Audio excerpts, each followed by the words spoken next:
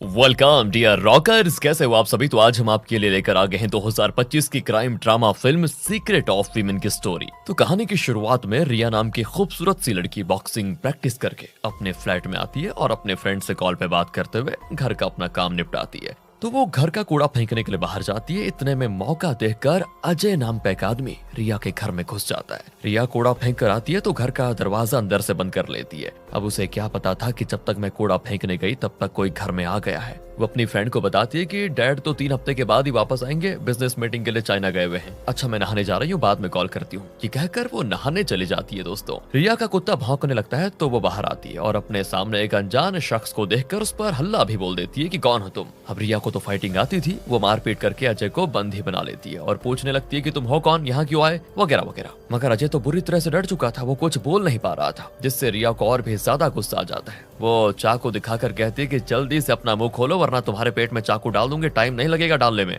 यहाँ से scene cut होता है और दूसरी ओर राज नाम का लड़का आखिरी फेरी पकड़ कर निकल जाता है। सारे लोग फेरी से उतर जाते हैं। आखिर में फेरी में राज और सुमा नाम के 2 लोग ही बचते हैं। अधेड़ उम्र की सुमा राज को देखकर थोड़ा अनकंफर्टेबल फील करती है। उसको लगता है कि ये मुझे बार बार क्यों देख रहा है। वहीं राज भी अनकंफर्टेबल हो रहा था। वो ये नहीं चाहता था कि सुमा उसके बारे में गलत सोचे, इसीलिए वो अचानक से फेरी से कूद जाता है पानी में। ये देखकर सुमा सारा खेल समझ आती है। वो भी उसके पीछे कूद जाती है और फिर तैरकर वो उसे अपने टापू पे लेकर आती है। अब होश में लाने के बाद सुमा राज को खूब डांटती भी है कि तुझे मेरे ही सामने खुदकुशी करने की सूझी क्या। यहाँ हम जैसे लोग जिंदा रहने के लिए इतनी मेहनत कर रहे हैं और तुम जैसे लोग जान देकर जिंदगी से छुटकारा पाना चाहते हो। बताओ, पता है कुछ दिनों पहले एक लड़की की लाश तैरते हुए मेरे टापू पर आ गई थी। मैंने लकड़ी से उसको भी बहा दिया, मगर कुछ दिनों के बाद वो फिर से घूम फिर कर मेरे पास आ गई और तब मैंने उसे अपने टापू पर दफना दिया। उसकी कब्र पर फूल भी चढ़ा दिए। खैर, तुम मेरे पति के कपड़े पहन लो, तुम्हें ठंड लग जाएगी। अब यहाँ से रिया को उसकी फ्रेंड कॉल करके कहती है कि तुम एक बार बॉबी से बात कर लो, वो बार बार मुझे फोन करके मेरा दिमाग खा रहा है। रिया कहती कि यार अभी नहीं कर सकती, मैं थोड़ा बिजी हूँ। तभी उसकी डोर बेल बजती है। दरवाजा खोलने पे उसको एक डिलीवरी बॉय दिखता है दोस्तों, जो कि उसको एक गिफ्ट हैम्पर देता है जिसमें केक और वाइन की बोतल्स होती है। अब जैसे रिया घर के अंदर आती है उसे बॉबी का वॉइस मैसेज रिसीव होता है। बॉबी कह रहा था कि रिया डार्लिंग, मैंने तुम्हारे लिए गिफ्ट भिजवाया है, रिसीव हुआ ना। अब रिया इतनी ज्यादा परेशान थी ना कि उसके दिमाग में ये आता है कि बॉबी ने मुझे मरवाने के लिए इस आदमी को मेरे घर पर भेजा था और शायद इससे ही वो गिफ्ट कह रहा है। जबकि बॉबी उसे केक और वाइन की इमोजी भी सेंड करता है कि मैंने ये गिफ्ट भेजा है। मगर रिया गुस्से में अजय को डराने धमकाने में इतनी बिजी हो जाती है कि वो अपना व्हाट्सएप चेक ही नहीं करती। वो अजय से पूछती है कि उसने तुम्हें मुझे मारने के लिए कितने पैसे दिए, बताओ। देखो, अगर तुम मुझे सच्चाई नहीं बताओगे तो मैं तुम्हें मारकर तुम्हारी लाश के टुकड़े टुकड़े करके यहाँ नदी में फेंक दूंगी। किसी को पता नहीं चलेगा, तुम्हारा बता रही हूँ। दूसरी ओर टापू पे सुमा के घर पे जो कुछ भी होता है वो उसे खाने को कुछ बना कर दे देती है। खुद भी खाती है और राज को भी देती है। और फिर खाने के बाद वो मछली पकड़ने का जाल सही करने में लग जाती है। और राज कहता है कि दीदी, आप यहाँ इस टापू पर अकेली रहती है क्या, आपको डर नहीं लगता। तो सुमा कहती है मैं अकेली नहीं रहती, मेरे हस्बैंड भी है। वो बात अलग है कि 6 महीने पहले ही वो घर से जा चुके हैं। तभी दोस्तों राज की फोटो दिखाते हुए पुलिस स्टेशन में 2 लोग उसकी मिसिंग रिपोर्ट लिखवाने आते हैं। वो राज के घर वाले ही होते हैं। वो पुलिस को बताते हैं कि हमने राज की शादी फिक्स कर दी थी, मगर वो शादी नहीं करना चाहता था।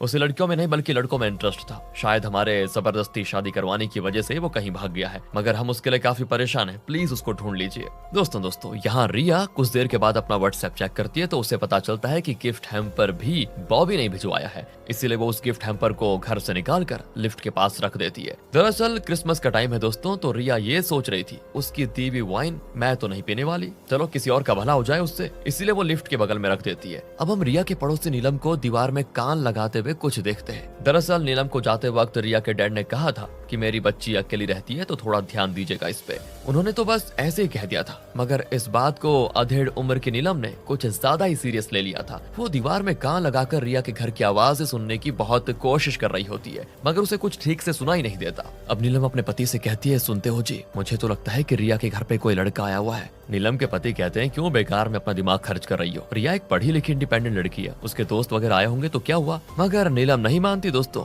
वो निकालती है फ्रिज से मिठाई। उसके पति खाने के लिए हाथ आगे बढ़ाते हैं तो नीलम डांट कर कहती है, आपके लिए नहीं है जी, मैं तो जा रही हूँ मिठाई देने के बहाने रिया के घर, इसी बहाने देख भी लूंगी कि उसके घर पे कौन आया है। मगर जैसे ही वो देने के लिए बाहर निकलती है तो उसे लिफ्ट के पास 2 लड़के दिखाई देते हैं। जो कि माल फूंक रहे थे। वो नीलम से भी कहते हैं कि आंटी आओ यार हमारे साथ एक दो कष्ट लगाओ। ये देखकर नीलम तो डर जाती है कि क्या बदतमीज लड़के हैं और दुबक कर वापस अपने घर में घुस जाती है। फिर उन दो लड़कों की नजर पड़ती है उस गिफ्ट हैम्पर पे। वो भी मौके पे चौका मारते हुए केक को चखने की तरह खाकर और वाइन को खटक लेते हैं पूरी तरह। मगर कुछ देर के बाद सिक्योरिटी गार्ड देखता है कि उन दो लड़कों में से एक लड़के की मौत हो चुकी है और दूसरा बेहोश। वो जल्दी से बाकी लोगों को इन्फॉर्म करता है। फिर उन दोनों लड़कों को हॉस्पिटल ले जाया जाता है और आवाज सुनकर जब रिया अपने फ्लैट से बाहर आती है तो नीलम उसे बताती है कि दो लड़कों ने वो जहरीली वाइन पीकर खुद की जान लेने की कोशिश की है। एक तो ऑलरेडी मर चुका है, दूसरे की हालत सीरियस है। अब ये सुनने के बाद तो रिया बुरी तरह डर जाती है। वो समझ जाती है कि बॉबी ने वो जहरीली वाइन मुझे मारने के लिए भिजवाई थी। मेरा तो नसीब अच्छा था कि मैं बच गई, मगर फ्री की वाइन के चक्कर में वो दो लड़के निपट गए। रिया को उनके लिए बहुत ही बुरा भी लगता है। वो रो पड़ती है। फिर तो वो गुस्से में बॉबी को कॉल करके खूब गाली भी देती है। तब बॉबी कहता है कि तुम तो अभी से डर गई, मैंने तो अभी तुम्हारी चीनी में भी कुछ मिला के रखा हुआ है, तुमने चाय पी है या फिर नहीं पी अभी तक। ये सुनने के साथ ही रिया जाकर सारी चीनी फेंक देती है। तब बॉबी कहता है कि अरे स्वीट हार्ट, मैं तो मजाक कर रहा था, असली ट्रैप तो तुम्हारा इंतजार बेडरूम में कर रहा है, जाओ चेक तो करो।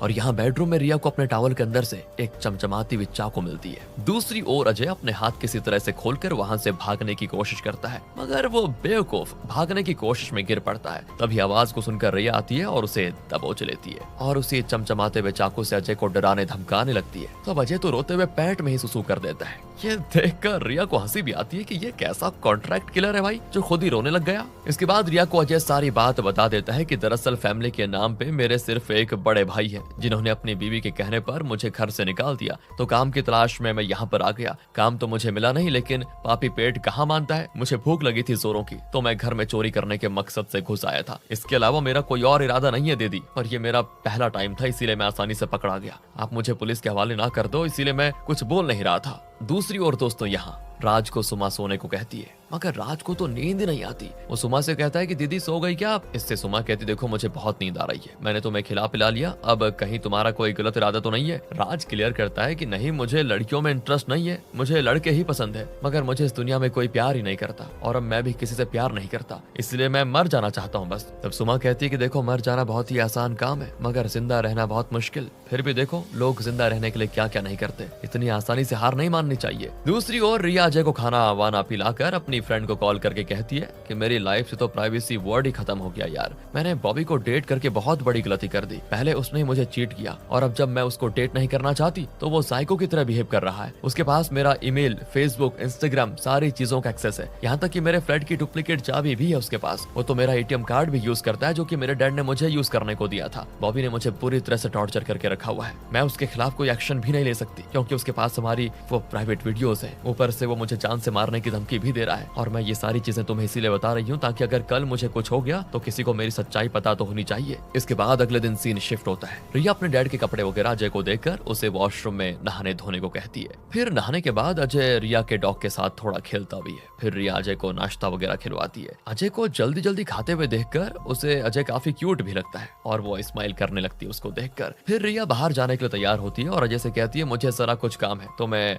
होकर आती हूँ जरा, मगर तुम बाहर मत निकलना क्योंकि कल रात जो कांड हुआ ना, पुलिस बाहर घूम रही है, आते वक्त मैं कुछ खाने को भी लेते आऊंगी। तो दोस्तों वैसे यहाँ पर गांव से आए हुए इस अजय को रिया के घर पे तो मस्त लाइफस्टाइल मिल रहा है, वहीं टापू पे राज को एकदम गांव वाला ट्रीटमेंट मिल रहा है। मुंह धोने को साफ पानी नहीं, टॉयलेट भारी करना है, पीने को काली चाय मिल रही है। और जब सुमा और राज चाय पीते हुए बातचीत करते हैं तो सुमा की नजर उसके फिश फार्म के मालिक भोला पे पड़ती है। उसे दूर से ही देखकर सुमा अजय को रूम के अंदर छिपने को कहती है और इसके बाद भोला आता है सुमा के पास और उसे कुछ फिश देते हुए कहता है जरा इन्हें पका दो, मैं आज यहीं पर खा कर जाऊंगा। तो सुमा तो मुंह पे जवाब देती है कि देखिए मुझे मार्केट जाना है सामान लेने के लिए, इसलिए मेरे पास टाइम नहीं है जो मैं तुम्हें मछली पका कर खिलाऊं। भोला कहता है तुम और तुम्हारी ये कड़वी बोली किसी दिन मेरी जान लेकर मानेगी। अच्छा सुनो ना, तुम्हें तो पता ही है कि मैं तुम्हें कितना पसंद करता हूँ, तो तुम्हारे साथ सोने के लिए बेचैन हूँ, ऐसे कुछ सोचो मेरे बारे में। तो अब सुमा भोला के नजदीक आती है और कहती है तुमसे तो मछली की गंदी बू आती है, हमारा कुछ नहीं होने वाला समझे, चलो चलते बनो यहाँ से। भोला के जाने के बाद सुमा भी अपनी छोटी सी बोट पर बैठकर मार्केट के लिए निकल जाती है। जाते जाते वो राज से ये कहते हुए जाती है कि तुम घर के अंदर ही रहना, किसी की नजरों में मत आना। मगर फिर भी सुमा के जाने के बाद राज सुमा के डॉग के साथ टापू में घूम रहा होता है और उसकी नजर फूल पर पड़ती है, मगर वो थोड़ा परेशान हो जाता है जब उसकी नजर एक नहीं बल्कि दो फूलों पर पड़ती है। एक के बारे में तो सुमा ने बताया था कि एक लड़की की लाश तैरते हुए यहाँ पर आई थी तो उसने उस लाश को दफना दिया और उसके ऊपर ये फूल लगा दिया। मगर दूसरा पौधा सुमा ने आखिर किसके कब्र पे लगाया है, ये देखकर राज डर के मारे सुमा के घर के अंदर छिप जाता है। मगर कुछ देर के बाद दरवाजे पे दस्तक होती है दोस्तों, और राज जब दरवाजा खोलता है तो परेशान हो जाता है, क्योंकि ये तो भोला ही है जो नहा धोकर परफ्यूम वगैरह लगाकर सुमा के साथ सोने के लिए आ गया है। मगर सुमा के घर पे किसी और मर्द को देखकर उसे लगता है कि सुमा इसके साथ मजे कर रही है, इसीलिए मुझे भाव नहीं देती। उसे थोड़ी पता है कि राज गे है, वो तो सुमा को दीदी कहा करता है। भोला तो गुस्से में राज के साथ मारपीट करने लग जाता है कि तू है। तभी सुमा वापस आ जाती है, फिर वो किसी तरह भोला को डांट कर वहाँ से भगा देती है। उसके बाद राज के जख्मों पे मरहम पट्टी करते हुए कहती है, कैसे आदमी हो तुम भी, अगर उसने तुम पे हाथ उठाया तो तुम भी तो उठा सकते थे, तुम चुप क्यों मार खाते रहे, अगर मैं नहीं आती तो वो तो तुम्हारा बुरा हाल कर देता। वहीं रिया जब वापस घर आती है दोस्तों तो अजय को ना पाकर वो घबरा जाती है कि ये कहाँ चला गया। वो पूरे घर में पागलों की तरह उसे ढूंढती है। आखिर में उसे अजय छत पर बेहोश मिलता है। वो उसको जगाती है तो अजय बताता है कि मुझे अचानक वोमिटिंग शुरू हुई और सर घूमने लगा तो मैं बेहोश हो गया, लगता है कमजोरी की वजह से हुआ। तो रिया कहती, मैं तो डर ही गई थी तुम्हें देखकर, मुझे लगा बॉबी ने तुम्हारे साथ कुछ गलत कर दिया है। वो बॉबी एक नंबर का पागल आदमी है, मैं उसी से मिलने के लिए गई थी। वैसे मैंने उसको सारी चीजें बंद करने को कह दिया है, मगर उसने मेरी एक बात नहीं मानी। सबसे बड़ी दिक्कत तो यह है कि मैं जिस दौर से गुजर रही हूँ इसके बारे में मैं किसी को बता भी नहीं सकती। वैसे अगर मैं अपने डैड को सारी बातें बताऊं तो शायद वो कुछ करे, मगर मैं उन्हें परेशान भी नहीं करना चाहती। साथ ही मेरी जो प्राइवेट वीडियोस हैं, अगर वो बॉबी ने पब्लिक कर दी ना तो मेरे डैड की नाक कट जाएगी। दोस्तों अभी रिया अजय को अपनी परेशानी बता ही रही थी कि उसे फिर से बॉबी का कॉल आता है। बॉबी को शक होता है कि रिया के साथ कोई और है और वो तुरंत वीडियो कॉल करने को कहता है। तो रिया इशारे करके अजय को छिप जाने को कह देती है। बॉबी फिर वीडियो कॉल पर रिया को सारा घर दिखाने को कहता है, मगर अजय बहुत बढ़िया तरीके से छिपा हुआ था, इसीलिए वो बॉबी को नहीं दिख पाता। इस तरह से रिया अजय के साथ तो वहीं सुमा राज के साथ एक दिन बिताती है। दोनों के बीच भाई बहन का रिश्ता है, सुमा और राज के बीच। मगर दोस्तों रिया और अजय जैसे जैसे एक दूसरे को जान पहचान बढ़ाते हैं ना, इनके दिल में लगाव और भी ज्यादा बढ़ता जाता है। अजय के साथ टाइम स्पेंड करने की वजह से रिया फोन को साइड में रख देती है ताकि एक दिन तो कम से कम बॉबी नाम से पीछा छोड़े। आज क्रिसमस था तो ये साथ में क्रिसमस सेलिब्रेट करते हैं, जिससे बॉबी नाराज हो जाता है। वो कॉल करके रिया को बहुत सुनाता भी है, साथ ही वो उसकी वीडियो वायरल करने की धमकी भी देता है। ये सब कुछ देखकर अजय कहता है कि मुझे इस बॉबी से एक बार मिलना है, क्या आप मिलवा सकती हो? तो वो कहती है ठीक है। वो कॉल करके बॉबी को आई लव यू वगैरह कहती है और फिर अपने घर पे आने को कहती है। बॉबी तो लार टपकाते हुए कुछ ही देर में रिया के दरवाजे के बाहर उपस्थित हो जाता है। फिर क्या था, बॉबी को घर पे बुलाकर रिया और राज उसको बंद करके बोरी में डाल देते हैं। फिर तो रिया जी भर के बॉबी को इतना कूटती है ना, क्या बताएं। इसके बाद वो उसकी कुट्टी कुट्टी कर देती है, मतलब बॉबी को जान से मारकर उसकी लाश के टुकड़े। दूसरी ओर सुमा भी राज के साथ क्रिसमस सेलिब्रेट करती है। वो अपने हाथों से राज को बड़ी बहन की तरह खाना खिलाती है। फिर वो राज को शर्ट उतारने को कहती है ताकि वो राज के जख्मों पे फिर से मरहम पट्टी कर पाए। तभी राज सुमा से लिपट कर रोने लग जाता है। वो कहता है मेरा कोई नहीं है दीदी, मुझसे कोई प्यार नहीं करता, किसी को मेरी कोई परवाह नहीं है। तब सुमा उसको समझाती है कि तुम्हारे घर वाले परेशान हो रहे होंगे, मैं कल सुबह तुम्हें शहर पहुंचा दूंगी। इसके बाद ये दोनों सोने वाले थे कि तभी वो हवसी भोला वहाँ पर शराब के नशे में सुमा के घर के बाहर आ जाता है। वो काफी गाली गलौज कर रहा होता है और जब अंदर से सुमा कोई आवाज नहीं देती तो वो घर के साथ साथ उन दोनों को जलाकर मारने की धमकी भी देता है। तब सुमा राज से कहती है कि चाहे जो हो जाए तुम अंदर ही रहना, मैं इसको संभाल लूंगी। अब वो बाहर जाती है तो भोला फिर उसके साथ सोने की बात करने लग जाता है। आज बात न मानने पर वो उसे जान से मारने की धमकी भी देता है। साथ ही वो कहता है कि मुझे पता है तुमने अपने पति को मारकर इसी टापू पे दफना दिया है, क्योंकि वो तुम्हारे साथ मारपीट करता था। अगर तुम मेरे साथ नहीं सोओगी तो मैं ये बात कल पुलिस को बता दूंगा। तब सुमा कहती है मुझे जीना है बस। फिर वो भोला के साथ इंटीमेट होने के लिए राजी हो जाती है और ये सब कुछ राज देखकर बहुत ही बेबस महसूस कर रहा था, मगर वो सुमा की मदद नहीं कर पाता। लेकिन सुमा को किसी और की मदद की कोई जरूरत भी नहीं थी, वो अकेले ही भोला को निपटा देती है।